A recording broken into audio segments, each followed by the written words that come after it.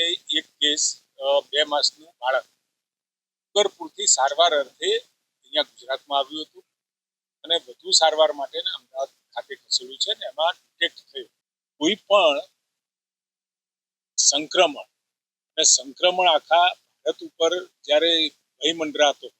એવા સંજોગોમાં હું એ સંદર્ભમાં વાત કરું છું, કોવિડ સમયની વાત કરું છું. એવા સમયે કેન્દ્ર સરકાર હરકતમાં આવી જતી હોય છે. આદરણીય પ્રધાનમંત્રી મોદી સાહેબના નેતૃત્વમાં નડ્ડા સાહેબ અને આપણી પણ જેટલી વૈજ્ઞાનિક એજન્સીઓ છે એ તરત જ એના ઉપર કીન ઓબ્ઝર્વેશન કરતી હોય છે અને એનું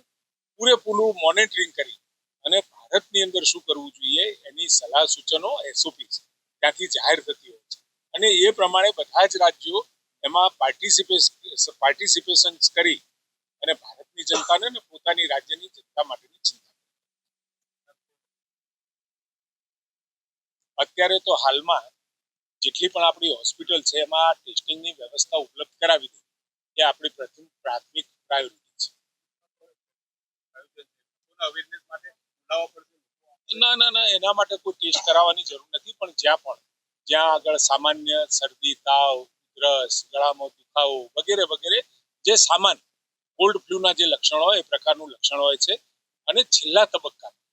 ગળું દુખાવા પછી ક્યાંક શ્વાસની તકલીફ થતી હોય એવું માલુમ પડે છે. એટલે આ બધા જ કેસની અંદર અને આ પણ રોગ જે છે એ જે એનો પ્રોટોકોલ છે એના માટે કોઈ વ્યક્તિ દવા નથી, પરંતુ એ લક્ષણ આધારિત એની ટ્રીટમેન્ટ છે અને લક્ષણ આધારિત ટ્રીટમેન્ટ કરતા કોઈને તાવ આવ્યો છે ને તાવની દવા આપતા એ મટી જાય છે,